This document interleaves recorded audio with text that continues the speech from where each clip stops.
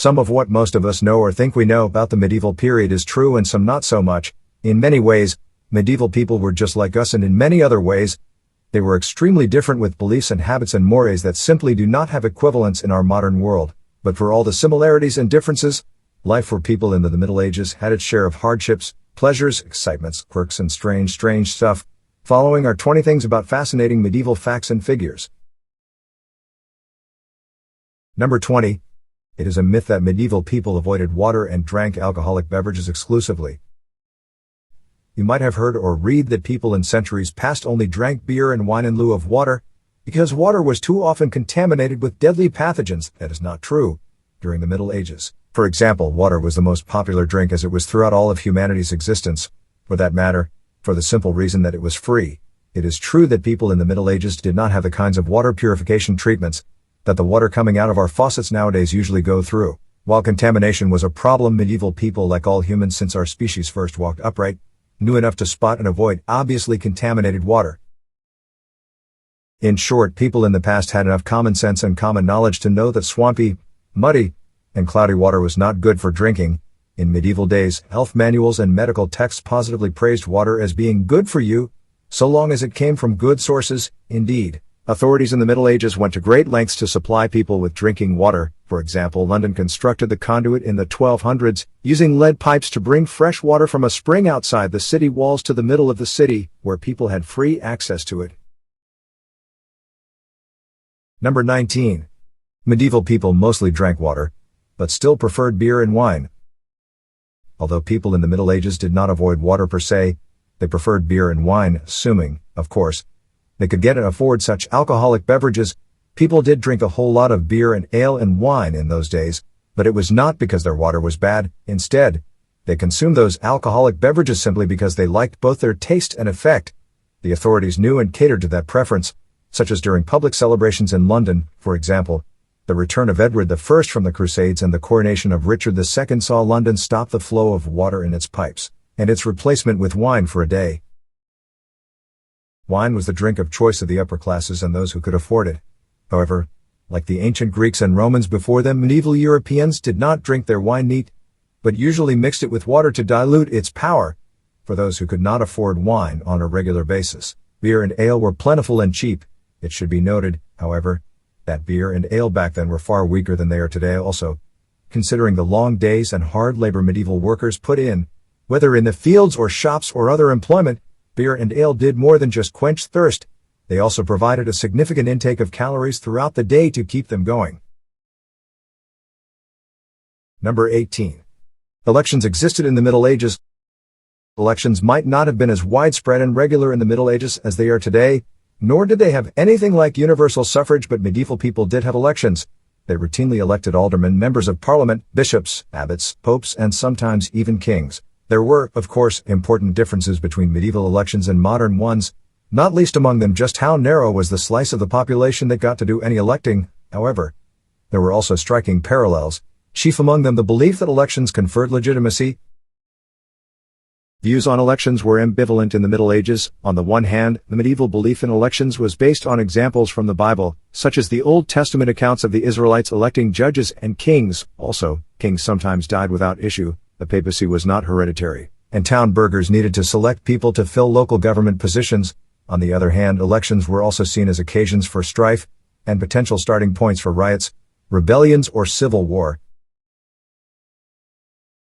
Number 17. The medieval church did not conduct witch hunts. When picturing the Middle Ages, it is assumed by many that the era was one of widespread superstition, during which church authorities were burning witches left, right and center. While it is true that medieval people were extremely superstitious, especially when compared to the modern era, their superstitions did not find expression in witch hunts. While there were some witch trials in the Middle Ages, they were relatively rare, and were usually done by the secular authorities, not directed by the church. Indeed, throughout most of the medieval era, the standard message disseminated by churchmen regarding magic was that it was silly nonsense that did not work.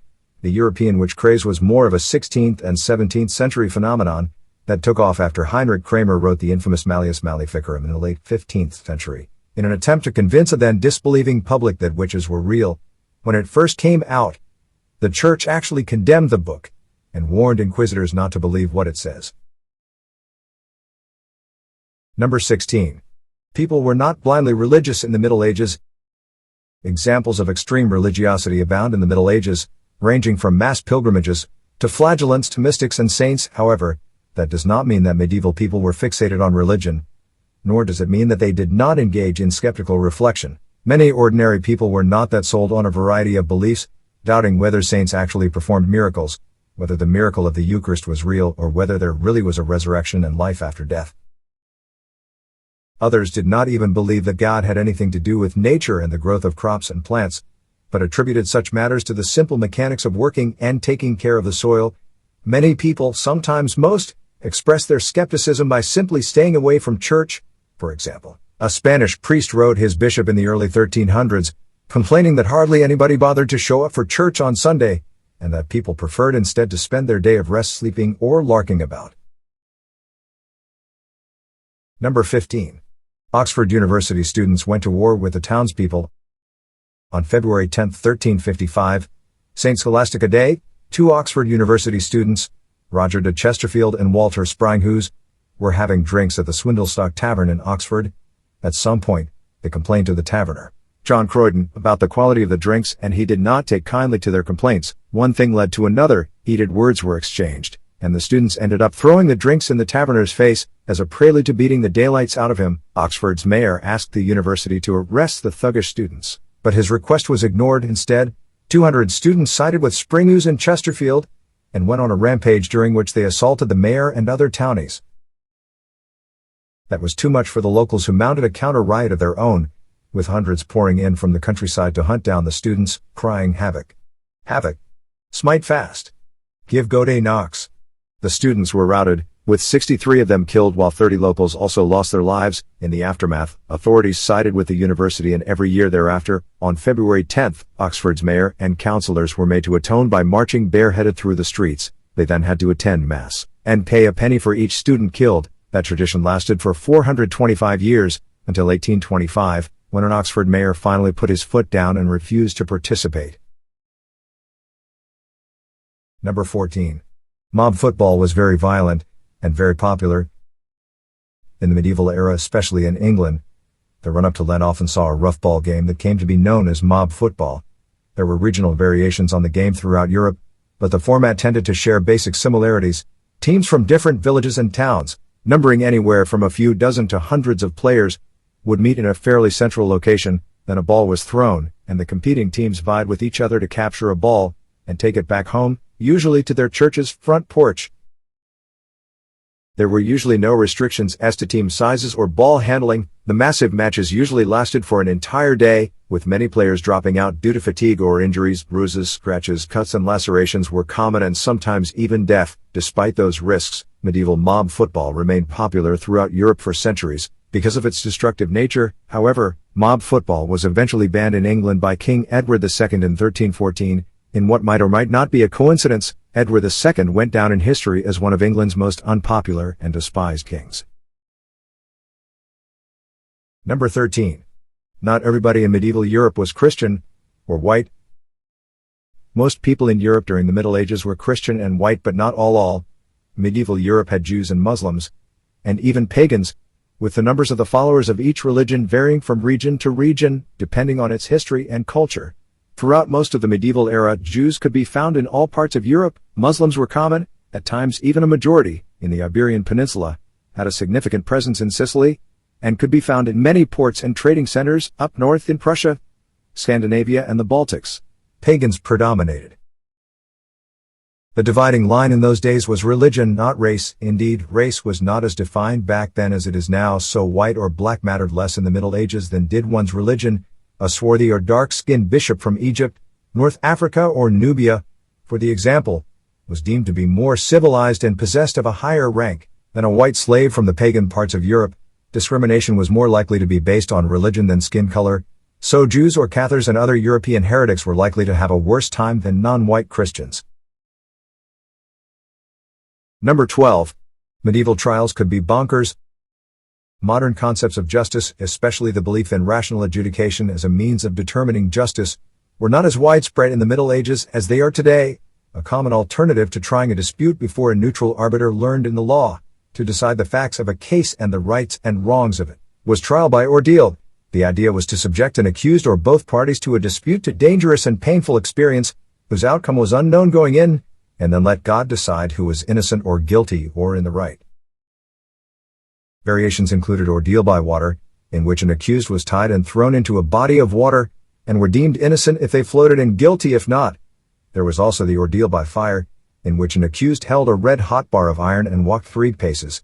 If their hand healed after 3 days, they were innocent if not, or guilty. For the aristocrats, there was ordeal by combat with accusers fighting the accused, and victory presumably going to the one in the right. Number 11. Eels were sometimes used as currency. Few things are as slippery as an eel, so maybe that difficulty in getting a hold of them explains why they were sometimes used as currency during the Middle Ages. Eels may not be a popular dish in the Westies, but they were once such a common staple in medieval England that they were used as currency. For example, the Domesday Book lists hundreds of English watermills whose rent was paid in eels, bundled in sticks of 25. One proprietor who received his rent in eels was Giles, brother of Ansculf, who got 1,000 sticks from his watermill in Boddisham, Cambridgeshire, and 2,000 sticks from his watermill in Datchet, Buckinghamshire. Which raises the question, just how much were eels worth? In 1273, King Edward I issued price controls for the sale of certain foods in London, and a stick of 25 eels was listed as 2 pence, or the equivalent of $8.25 in 2017 US dollars. Edward's price controls were issued almost 2 centuries after the Domesday Book, but inflation was nowhere near as great in those days as it is today. Thus, if we assume that 2 pence had roughly the same purchasing value in both Domesday Book and Edward I days, Giles, brother of Ansculf, would have gotten about $8,250 in rent for his Boddisham watermill, and $16,500 for the one in Datchet. Number 10. The slippery samurai who became a shogun. Japanese warrior, general, and statesman Ashikaga Tokuji, born 1305, died 1358, had a life and career full of twists and turns, during which he switched sides multiple times. At the end, he rose at age 33 to become shogun or military dictator, and founded the Ashikaga shogunate, which dominated Japan for nearly 2.5 centuries. His career began in service to the powerful Hojo clan, which ran Japan's then Kamakura shogunate. In 1333, Tokuji was tasked by the Hojos with ending a civil war against Japan's figurehead emperor, but he came to dislike the Hojos and switched sides, joining the emperor. Instead, with Tokuji's help, the Hojos were defeated and compelled to commit suicide, ending the Kamakura shogunate. The emperor was restored to power and established the first imperial government that wielded both military and political power since the 10th century. For his troubles, however, Tokuji was rewarded with an accusation of having murdered an imperial prince while campaigning. He responded by switching sides once again, and turning on the emperor whom he had only recently restored to the throne. Tokuji defeated the emperor, reducing him once again to a figurehead, and assumed the military dictatorship of Japan. The Ashikaga shogunate founded by him went on to rule the country from 1338 to 1573. Contemporary Japanese intellectuals credited Tokuji's success to 3 factors. First, calm courage in battle, during which exhibited no fear of death. Second, mercy towards defeated foes and tolerance, which often meant that surrender was a viable option for his opponents. Third, an open-handed generosity to subordinates, which earned and cemented their loyalty. Number 9. The Aerostorm that wrecked a French army. In 1415, England's King Henry V was marching through Normandy with an army of 5,000 longbowmen and 1,000 knights. When his path was blocked by a French army that outnumbered his 6-1, Henry picked a position near Agincourt. With flanks protected by woods and a muddy field in front of him, he placed longbowmen on his flanks, and his dismounted knights and more longbowmen in the center. He then had his men hammer pointed stakes in front of their positions, and waited for the French to attack. The French obliged, and their commander ordered his first wave of mounted knights to charge. However, the muddy fields, the weight of their heavy armor, the rows of sharpened stakes in their path, and the rain of arrows spelled trouble. The charge wallowed to a halt, and a throng of disorganized French milled about in front of the English positions. The English then attacked, and within minutes, the entire French first wave was killed or captured. A second French wave attacked but was beaten back. While this was going on, King Henry received mistaken reports that he was being attacked in the rear. Judging that he lacked the men to guard thousands of prisoners, Henry ordered the captives executed. By the time he learned the reports were mistaken and ordered a halt to the executions, about 2,000 prisoners had been massacred. The French sent in their third and final wave, but it was also repulsed. Henry then ordered his small contingent of knights to mount up and charge the French, who, thoroughly demoralized by now, were routed. Estimated losses were about 600 English killed versus 10,000 French dead on the field of battle, plus another 2,000 executed prisoners. Number 8. The Jokri, when oppressed French peasants snapped. French aristocrats used to contemptuously refer to all peasants as Jacques or Jacques Bonhomme, after a padded overgarment worn by them called a Jacques. So when those peasants erupted in a revolt in 1358, it came to be known as the Jokri. The uprising was led by a well-off peasant named Guillaume Caille, from Beauvais, about 50 miles from Paris. France at the time was undergoing a rough patch following the outbreak of the 100 Years' War. The peasantry, upon whose toil all rested and through whose fields the armies marched and pillaged, endured the roughest patch of all. Their overlords, French nobility, were not doing well either, and their prestige had sunk to a low ebb after a series of humiliating defeats. Early in the century, France's aristocrats had turned tail and fled at the Battle of the Spurs, leaving the infantry commoners to be slaughtered. More recently, they had suffered catastrophic defeats at the hands of the English in the battles of Crécy and Poitiers. The latter battle was particularly humiliating because the nobility allowed the French king's capture. The defeat's aftermath was also particularly onerous upon the peasantry, because the English demanded a huge ransom for the king's release, which ransom was ultimately squeezed from the peasants. Finally, the French nobility failed in their basic function and the raison d'etre that justified their high status of protecting the populace from enemy depredations, unchecked by the peasants' aristocratic overlords and supposed protectors. Bands of English and Gascon mercenaries roamed the countryside, pillaging and raping at will. Number 7. Oppressed peasants were so mad at their oppressors that they forced them to eat each other. Eventually, the downtrodden French peasants had had enough. On May 21, 1358, matters came to a head when peasants from a village near the Oise River killed a knight. They then roasted their victim on a spit and forced his children to eat his flesh. The revolt spread quickly as peasants razed local castles and slaughtered their inhabitants. Before long, the disparate rebel bands in the countryside began coalescing under the leadership of Guillaume Caille, who then joined forces with Parisian rebels under Etienne Marcel. The revolt burned hot, but it also burned out quick, and the undisciplined and untrained rebels were soon routed once the militarily trained and better armed aristocrats organized and set out to suppress the revolt.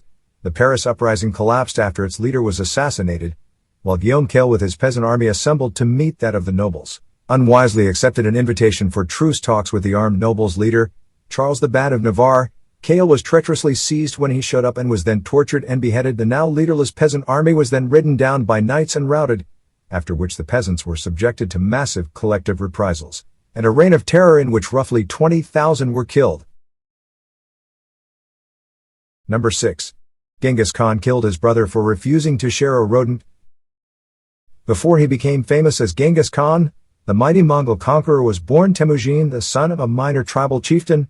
When Temujin was 9, his father was murdered, and tribal rivals then banished his widow and her family of 5 children to fend for themselves on the harsh steppe. It was a veritable death sentence, but Temujin's mother managed to keep her children alive, or at least managed to keep most of them alive. The family endured such dire want and poverty, and things got so bad, that Temujin killed an older brother for refusing to share a rodent. The ruthless Temujin grew into a tough but charismatic man, and as a youth, he began amassing a small and devoted following. He had an instinct for tribal politics, and he parlayed his steadily growing band of followers into bringing the disparate Mongol clans under his sway, one after another, until he unified the entire tribe under his leadership. Temujin then implemented sweeping reforms, aimed at erasing inter-tribal distinctions. He accomplished that by the extreme but effective expedient of exterminating the Mongols' fractious tribal aristocracy. He then combined the commoners into a unified tribe, bound by their personal allegiance to Temujin. Number 5. The mercenary who made himself a duke. Francesco Sforza, born 1401 died 1466, was probably Italy's most successful condottiero, or soldier of fortune. During a lifetime filled with twists and turns, Sforza became a mercenary general, turned on his employers and switched sides multiple times, and finally made himself Duke of Milan, founding the Sforza dynasty which ruled that city and strongly influenced northern Italy and Italian politics for a century. Sforza was the illegitimate son of a mercenary commander, and accompanied his father on campaigns starting at age 17. He quickly developed a reputation for toughness and strength, and became famous for his ability to bend metal bars with his bare hands.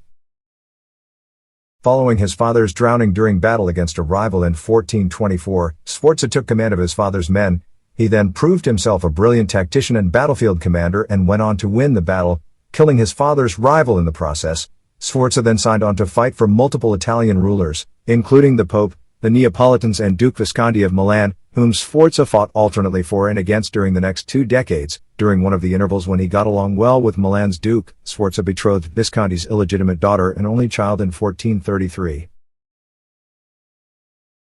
Number 4. Schwartz secures a duchy. A year after marrying the Duke of Milan's daughter, Francisco Schwartz switched sides and left his father-in-law's employ for that of his rival, Cosimo de' Medici of Florence. In 1438, Schwartz fought for Florence against his prospective father-in-law and inflicted crushing defeats on Milan. In 1441, he patched things up with Milan's Duke and finally married his daughter. 2 years later, however, in 1443, he again switched sides and fought against his now father-in-law. When the Duke of Milan died in 1447 without a male heir, the Milanese rebelled and proclaimed a republic and hired Schwartz as their military commander. A 3-sided struggle then ensued between the Milanese Republic, the rival city of Venice and Schwartz. When the Milanese signed a peace with Venice in 1449 against Schwartz's wishes, he turned on his employers and switched sides, this time backing himself. He besieged Milan, starved it into submission and entered the city in 1450 as its new duke. Francesco Schwartz's shrewdness, opportunism, and successful deviousness made him the exemplar and model of Machiavelli's prince. He had won his state by dint of his exceptional ability and skill rather than through luck or inheriting it by winning the lottery of birth. He then went on to consolidate his gains and secure them sufficiently to found a dynasty. Number 3. The Weasel who roiled the Mediterranean. Robert Guiscard, born 1015, died 1085, also known as the Weasel or the Wily, was a Norman knight who settled in southern Italy about 1047. After a series of adventures, he made himself Duke of Apulia in 1059. He then transformed southern Italy into a Norman domain by extending his rule over Calabria, Naples, and Sicily, laying the foundations for the Kingdom of Sicily. The Weasel was a descendant of Vikings who settled in northwest France, learned French, married the locals, and came to be known as Normans. In 911, the French made a face-saving agreement with their leader Duke Rollo, whereby they recognized him as feudal lord of Normandy in exchange for the Normans' conversion to Catholicism and protection of Paris from other Vikings. In the early 11th century, some Norman knights passed through Italy en route to pilgrimage to Jerusalem. They found Italy agreeable and stayed, finding employment as mercenaries for Italian lords who were impressed by the Norman lancers' cavalry charges. Those Norman knight sons, of whom Robert Guiscard was one, eventually formed an independent army. In 1047, Guiscard the Weasel used them to make himself Duke of Apulia, and from there, he led an invasion of southern Italy in 1053, warring against the Pope. Number 2. The Weasel captures the Pope. Robert Guiscard, the Weasel, defeated and captured the Pope and forced him to bless him as the King of Calabria, the toe of the Italian boot. That angered the Byzantines, as the Weasel had designs on Bari, their naval base in Italy. A rift opened between Rome and Constantinople, which culminated in 1054 with the Pope excommunicating the entire Eastern Church, a schism between the Roman Catholic and Greek Orthodox churches that is ongoing to this day, all thanks to the Weasel. Then in 1060, the Weasel sent his younger brother Roger to wrest Sicily from the Arabs. In the meantime, he seized Bari from the Byzantines, then took the war to Constantinople by invading Greece in 1081. He won a hard-fought victory in which the Normans suffered heavy losses, and was forced to return to Italy to raise more men and supplies. The Weasel found the men but had no money for supplies, so to raise the funds, he sacked Rome harder than it had been sacked since the barbarian invasion centuries earlier. His machinations finally came to an end when a sudden illness took him in 1085. At some point while roiling the Mediterranean world, the Weasel fell in love with a 6-foot Amazon named Sechelgita who went into battle armed and armored at his side. So he divorced his wife, married Sechelgita, and to please his new woman, disinherited his oldest son by his first wife, Bohemond. That compelled Bohemond to join the First Crusade in search of his own fortune, and set him on the road to adventures as grand and rollicking as those of his father. Number 1. The Swiss were medieval terrors. In the late medieval era, Swiss pike-wielding mercenaries were in high demand. Swiss infantrymen had developed a fierce reputation, while defending their liberties against their Habsburg overlords.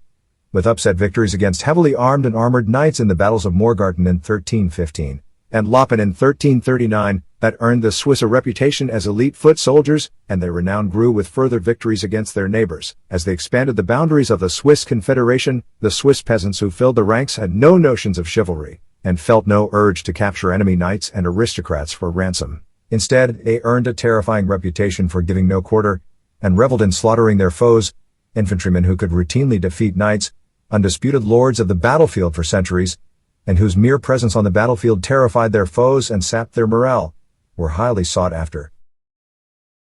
The French Valois kings, for example, virtually refused to offer battle unless they had Swiss pikemen at the core of their infantry formations. The Swiss were more than happy to hire themselves out as mercenaries, but unlike most mercenaries, they did not hire themselves out as individuals. Instead, prospective employers contracted directly with local Swiss governments to hire their militias, that set the Swiss apart from run-of-the-mill mercenary companies, comprised of a motley collection of adventurers gathered from all over. Swiss mercenaries, hired as entire militia units, were ready-made trained contingents that had practiced together for years, and were knit together by ties of kinship, neighborliness and personal acquaintance, that gave them strong unit cohesion and esprit de corps, and made them especially formidable on the battlefield.